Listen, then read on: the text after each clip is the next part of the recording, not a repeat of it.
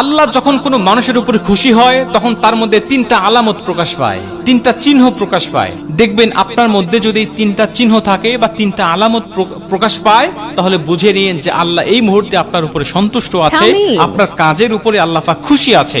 অতএব এই কাজগুলোকে আপনি কন্টিনিউ করবেন।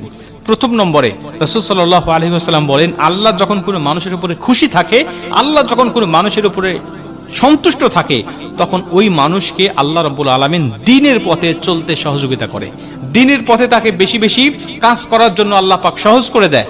আব্দুল্লাহ ইবনে মাসউদ রাদিয়াল্লাহু তাআলা আনহু বলেন, আল্লাহ মানুষকে চরিত্র দান করেন তেমন মানুষকে রিজিক দান করেন যেমন। মানে মানুষকে রিজিক যেমন দান করা হয়, মানুষকে চরিত্র ঠিক সেভাবে দান করা হয়, সেভাবে দেওয়া হয়।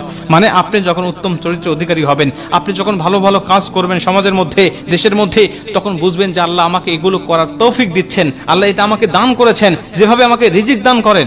অতএব এই সংকেত যখন আপনি পেয়ে যাবেন, তখন আপনি বেশি বেশি আল্লাহ পাকের ইবাদত বাড়িয়ে দিবেন এবং তার কৃতজ্ঞতা প্রকাশ করবেন। এটা হলো প্রথম নম্বরে। দুই নম্বরে আপনি দেখবেন আপনার উপরে যখন আল্লাহ খুশি থাকবে, তখন আপনার উপরে কিছু বালা মুসিবত আসতেছে, কিছু বিপদ আপদ আসতেছে, এবং এই বিপদ আপদ থেকে আপনি ইচ্ছা করলেই আপনি ধৈর্য ধারণ করতে পারতেছেন। এই ধৈর্য ধারণ করার ক্ষমতাও আল্লাহ আপনাকে দিচ্ছে।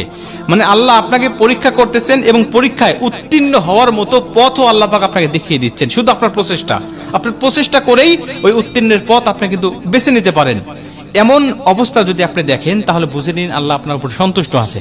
হযরত বেলাল রাদিয়াল্লাহু তাআলা আনহুকে একবার কাফেররা প্রশ্ন করেছিল যে, বেলাল, তোমার উপরে যদি আল্লাহ সত্যি খুশি থাকতো, তাহলে তোমাকে এত বিপদের মধ্যে তো ফেলাতো না, তোমাকে এত কষ্ট দেয়, এত নির্যাতন করে, তোমাকে মারতে মারতে বেহুশ করে উত্তপ্ত বালুর উপরে তোমাকে রেখে যায়, যে বালুর উপরে মানুষ খালি পায়ে হাঁটতে পারে না, মোটা স্যান্ডেল পায়ে দিয়ে বা চটি পায়ে দিয়ে সেখানে হাঁটতে হয়, আর তুমি খালি গায়ে এখানে পড়ে থাকো, তোমার রক্ত বালুর মধ্যে পড়ে গিয়ে বালুটা ঠান্ডা হয়ে যায়। বেলাল, তোমার আল্লাহ যদি সত্যি তোমাকে এত ভালোবাসতো, তাহলে এত কষ্ট কেন তোমার? বেলাল রাদিয়াল্লাহু তাআলা তখন কি উত্তর দিয়েছিলেন জানেন? তিনি বলেছিলেন, দেখো, তুমি যদি একটা বাজারে গিয়ে একটা মাটির হাঁড়ি কিনতে চাও, একটা পাতিল কিনতে চাও, তারপরেও তুমি সেটা দেখে সেটা তুলে হাতে নিয়ে একটু বাড়ি দিয়ে দেখো যে এটা ফাটা আছে কিনা, এটা তোমার কাজের জন্য উপযুক্ত হবে কিনা, এটা সত্যি ভালো কিনা। তুমি এটা যাচাই বাছাই করে একটা মাটির পাতিল তুমি কেনো। আর আমার রব আমাকে জান্নাত দিবে 10টা পৃথিবীর সমান একটি করে জান্নাত। ওই রব কি আমাকে একটু বাজিয়ে দেখবে না? ওই রব কি আমাকে একটু বিপদ আপদ বালা মুসিবত দিয়ে দেখবে না? আমি তার উপর ইস্তেকামত থাকি কিনা, আমি তার পরীক্ষায় উত্তীর্ণ হতে পারি কিনা, আমি তার জান্নাতে যাওয়ার জন্য উপযুক্ত কিনা। আল্লাহ মূলত আমাকে তার জান্নাতে নেওয়ার জন্য উপযুক্ত কিনা এটা বাছাই করার জন্যই আমাকে বিপদ আপদ দিচ্ছে।